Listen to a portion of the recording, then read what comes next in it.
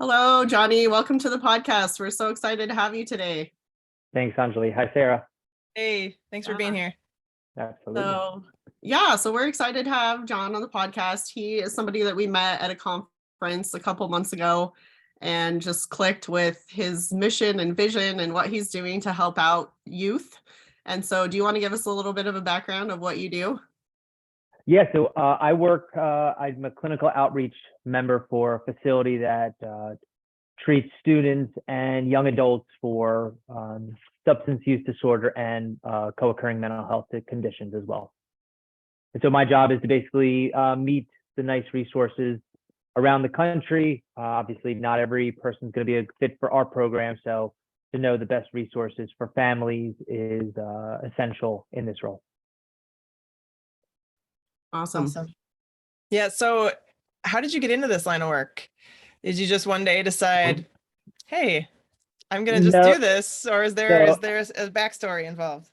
There's a backstory. So I'm a social worker by trade, and you come to find in your graduate studies that most people in this profession either are directly impacted by a loved one or are the loved one that suffered themselves. And in my situation, I was the person who had the world, what do they say? I had every opportunity in my hands, and addiction took everything from me. So, or actually, I should say I gave it all away because I've taken personal responsibility for all my choices today. But when I got well in 2007, I made it a mission that no one else should have to suffer the way myself or my family did.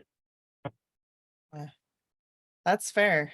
That's tough because we told you a little bit about the population of students that we work with, but many of our students are currently in residential treatment.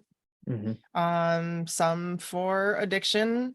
I'm sure many are just struggling with this life stuff, right? Anxiety, depression, stuff like that. And I've come across so many students that are just feeling like, what the heck?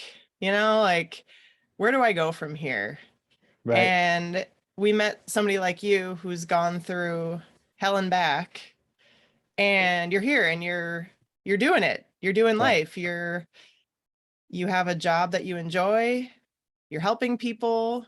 What would you say to somebody right now who's struggling? We work mainly with adolescents, teens. Any words of advice for families that might be listening, or I think, students that might be listening right now? So I was the classic overachiever. I was a straight A student my whole life. I graduated top of my class in a prep school. I was the one that couldn't have a problem. I was the one that most students or families would, I hope this comes off the nice way, like, why can't you get good grades like John? And why can't you do this like John? And what I didn't realize is I guess there was always this like void inside that I had to overcompensate. And I gave it my all, and I really, but I was really this all or nothing kind of thinking where even straight A's was never enough. And so I guess my message would be to those that even though everything might seem well on the surface, there might be a lot of some issues going on deep down. I struggled with an eating disorder when I was 13, and that lasted about 4 years. And lo and behold, when I found stimulants, so when you take stimulants, whether it be cocaine or methamphetamines or Adderall, Vyvanse, any of that type of stuff, it suppresses your appetite. So who knows what came first, but it appears that this body dysmorphia I've always had, when I found a mind-altering substance like cocaine, it was just a recipe for disaster. And I don't know when, in the beginning, I was able to maintain excellence in school and work afterwards, but I had no idea that the end was coming, and it was a pretty bad end at the end. Yeah. Well, and you bring up a good point, right? Like, I think in society, we are taught to kind of put on that brave face and pretend like everything's okay. And just keep the status quo and be that perfect person from the outside, right? Sure. And really it's so that's just like the surface level, right? So it's important for friends and family and whoever is in your circle of influence to just have those hard conversations, and hey, how are you doing? And then for us as the individual to really be honest about that, because nobody can help you if they're not aware that anything is going on, right? And I think it takes a lot of vulnerability, which I'm grateful that society is kind of now shifting to, hey, be vulnerable. It's okay. Yeah. It's okay that you need help. It's okay that you need support. And I think for so long there's been a stigma around that. And so kind of in your journey, what was kind of your turning point, I guess, for you to say, hey, this has to stop. This is the end. I need to do better. So after graduating, so when I graduated high school, I was given an academic scholarship to the university. And I was one of those that I could work hard, play hard. So, I would party every day with my roommates, but I would also be at the library 3 hours every day. And so like I was able to maintain this lifestyle that I guess many struggle with the discipline of keeping their priorities in order. And so that was my justification, is that yes, I drink every day, and yes, I use every day, but I'm maintaining my GPA. And then after school, I was given every opportunity to travel the world. And this was back in '98 is when I graduated college. And the world was ending soon because of Y2K. And so then I began developing software around the world. And like I said, on paper, I was 21 years old, making ridiculous amounts of money, traveling the world. And very similar to high school, it looked like on paper I had the perfect life. But what I didn't realize is that this habit of mine started to become this daily routine. But on paper, the bank balance was going up, the parties were getting better, relationships weren't too much in turmoil. But I did start to realize that I started to isolate people away from anyone who didn't live that like fast lane lifestyle. I didn't really have time for, because then people would start to make comments like, "Yo, you should ease up a little bit on that." And my ego would tell them like, well, I don't have a problem because I can maintain all these other responsibilities in my life. Lo and behold, fast forward, my cocaine use turned to crack cocaine use. And then I found myself homeless on the streets for 5.5 months. The details of how that happened aren't really important, but it was almost like I just kept on. I would look back and be like, okay, it'll be better tomorrow. It'll be better tomorrow. And I'd given all my worldly possessions away. I'd given away all my relationships. I destroyed all the trust of my family. Nobody wanted to be around me because I was basically just this monster. But I kept on thinking that it would be back to when I was successful using. And I didn't realize before it was too late that I was literally living on the streets. And the idea was just I was out of rehab. I think my 5th rehab, and I was just planning on using for a day, but that one day turned to 5 months on the streets. And I'm from the suburbs of Philadelphia. We grew up in country clubs, and street life is a little bit different than the country club life. So everything I had ever known, I learned in a book or saw in a movie, and so I started to emulate that lifestyle. And it is a very dark life to live on the streets. There's ways to make money, and there was really nothing I wouldn't do to make money. Leave it like that. Man, that is, whew, that is tough. That's tough to even hear, because like I feel for younger you. Like, holy crap, like that's not a fun place to be in. And so I mean, it sounds like a similar story to others that I've come across. While we don't provide mental health for our students are currently receiving help, or some need help. And I've heard some stories, students open up, and so you have a feel for where students are currently right now. And gosh, I can't help but think that if some are listening to this, they can relate to what you're saying. And it's great that you have a family. Some students feel like they aren't able to turn to their family. And we might have parents that are currently listening right now that feel like, gosh, my kiddo is really struggling right now. Where do I turn? What do I do? What's the most important thing for parents at this point? What was something that got your parents through? And were you able to maintain a relationship with them? Or is that something that was a tough thing to do? Since then, yes, I've since made an amends process with my family, and I hope I did a job, because we're back in each other's lives, and we're very we're very close knit now. But back then, no, I mean, I was the strain. I have 3 siblings, and I think one of the biggest lies that people that struggle with any type of substance use is that there comes a time where they realize it's a problem, but like their internal defense mechanisms kicks up, and it'll just be like, well, what's my use have anything to do with you? And so like this lie is, I'm only hurting myself, because I knew I was damaged. I nosebleeds nonstop. I was 136 pounds. On just by my reflection, I knew it was bad. But then I would just kind of say, well, I'm only hurting myself, so what's the big deal? And what I didn't realize is that I robbed my 3 siblings from their parents. Because if you are a parent and you're listening, you know that your attention will always go to your sickest child. It's a natural thing that you do. And so when they do that, they're robbing the experience of my other siblings having mom and dad time, even if it's just an emotional connection. I remember my younger sister was getting married while I was homeless. And I found out, I think it was 9 years later when she finally told me. She's like, you pretty much destroyed my engagement. I was like, what did I do? And she's like, well, how can people celebrate my engagement when they're wondering if you're alive?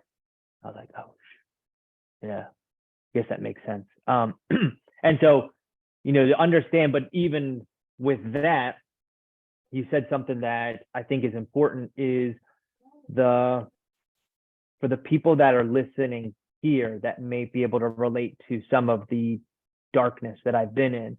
It's that darkness that makes me most useful to someone. Because if I was sitting here like, hey, recovery's great, everyone should try it, you're not going to buy into it. There's no, like, who is this joker? But if I can carry a message of like, you understand that I've been in the darkest levels of despair, where there was a time when everything was perfect, and I literally thought that God had brought heaven to me.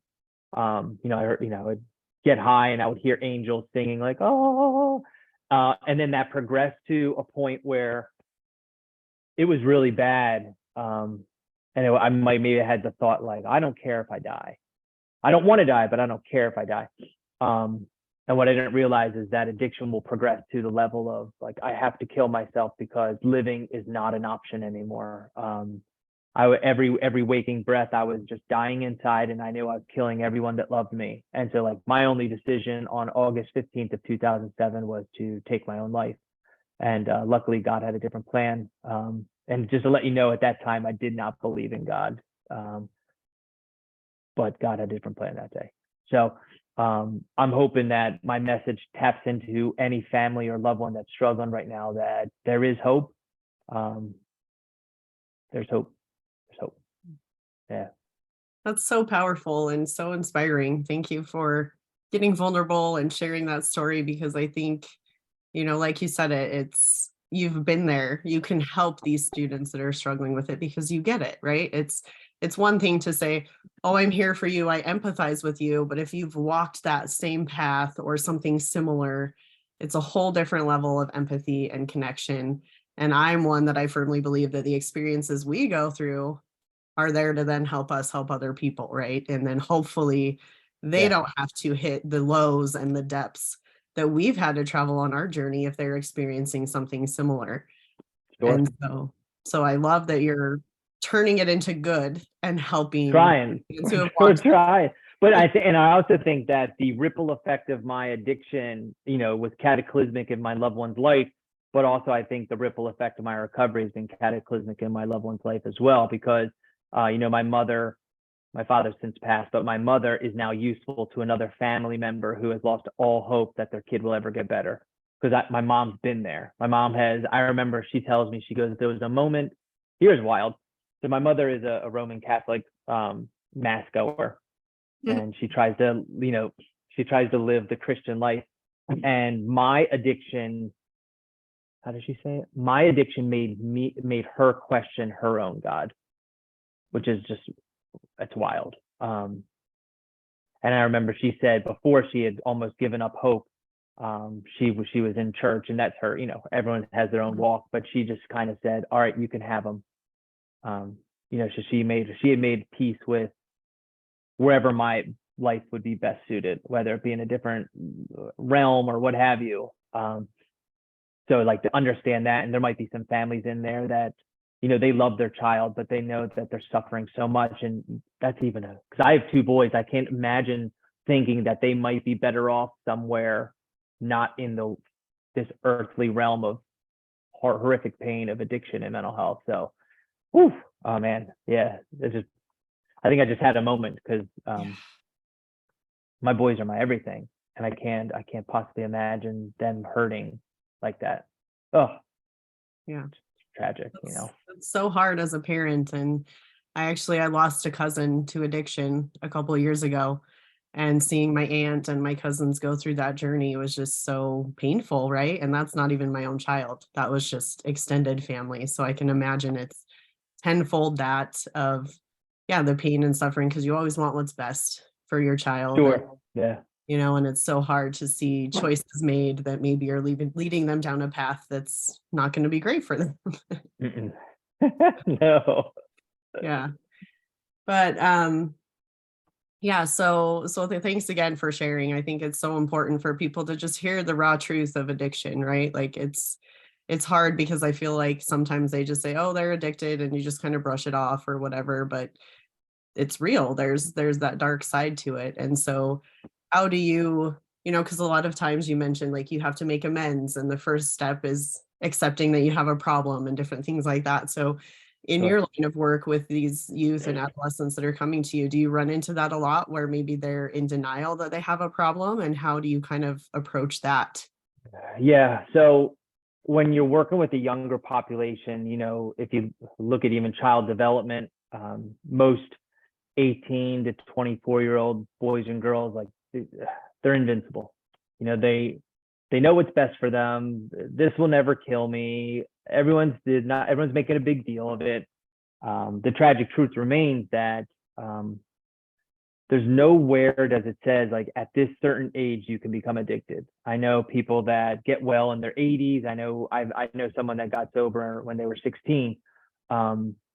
And it affects white, black, gay, straight, man, woman, educated, uneducated. The one thing I always thought is I always thought I was too smart to be a junkie, because I have all these tests say A.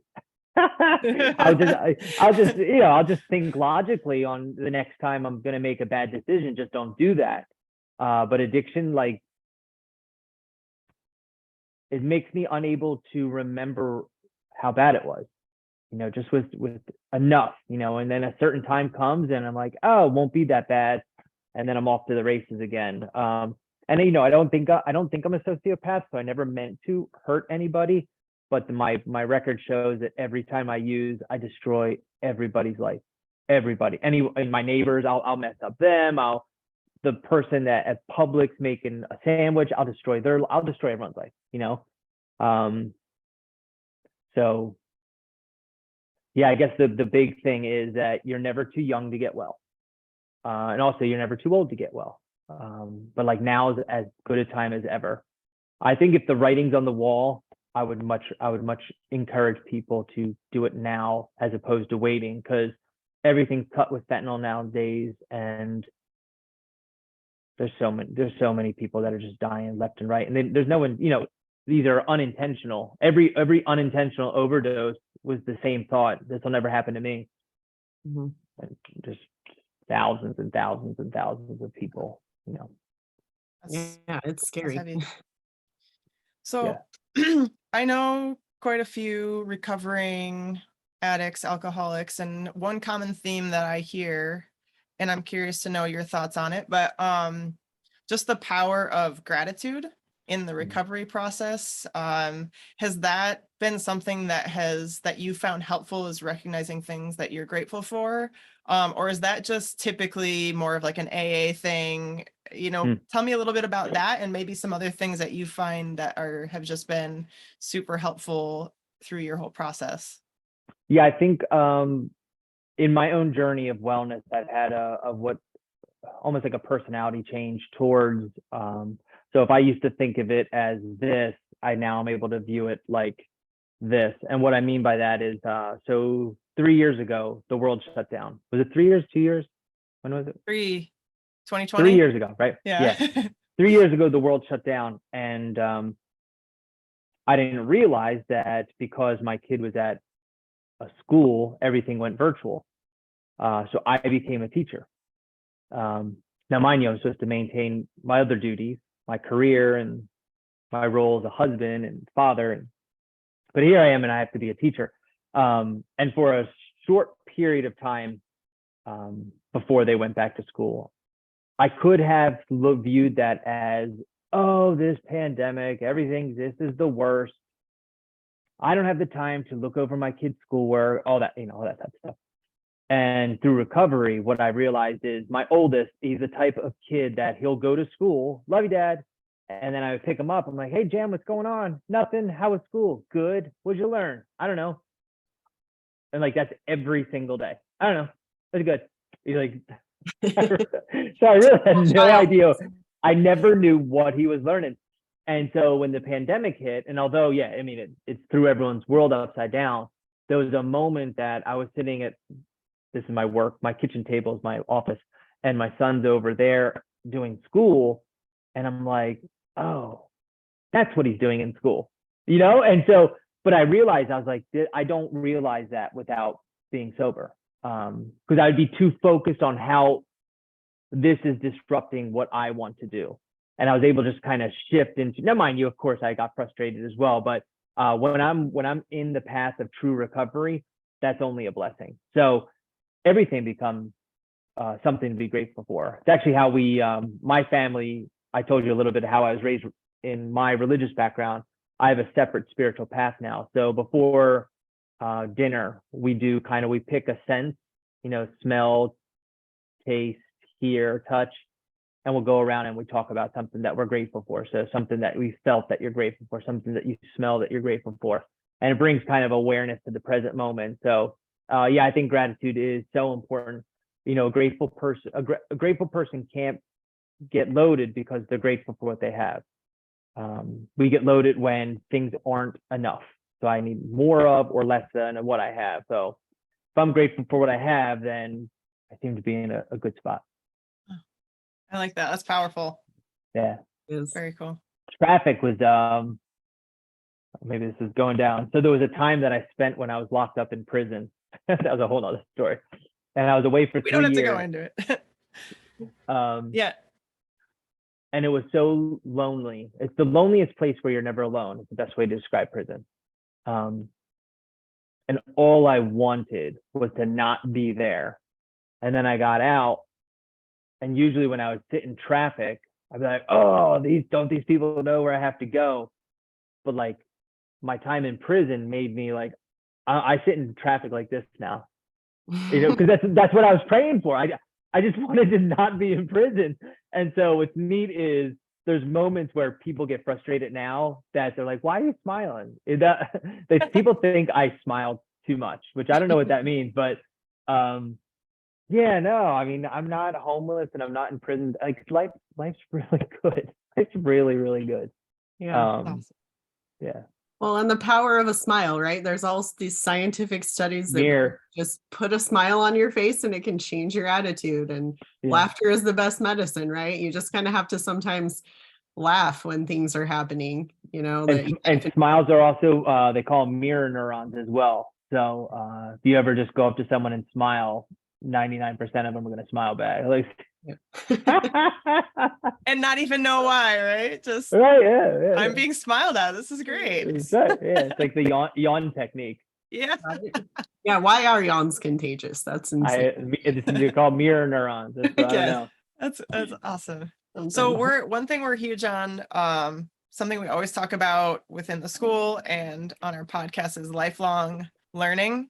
So I'm just curious what your thoughts are on lifelong learning and how you've seen lifelong learning play out in your own life.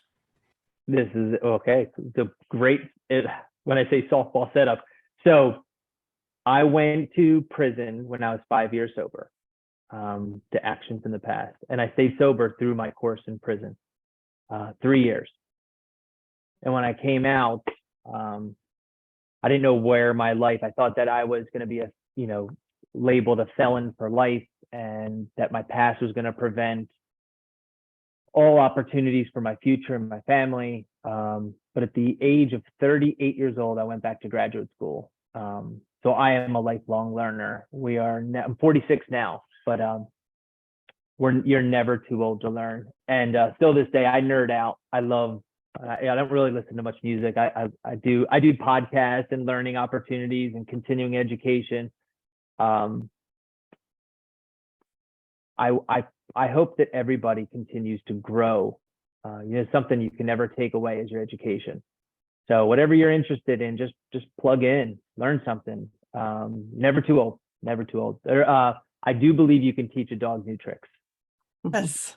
So true. Yes. I worked at a university, and one of my students inspired me because he was coming back to school at 76 years old to get a bachelor's degree. And I was Love like, it. look at you, you're doing it. Like, that is I'm doing awesome. it. And it's Yeah. true. You're never too old, right? And if you have that Never passion, too old. just explore it. I'm a reader, some Yeah. people podcasts. I can't learn audio. If I'm listening to it, then I'm like, what just happened? Right. I'm better at reading. So that's how I do my lifelong learning. But I love it. yeah, awesome. Yeah. So yeah, any person that maybe they've had a little a pause button, whether they're in high school or college, and they had to kind of address mental health or substance use, your life's not over.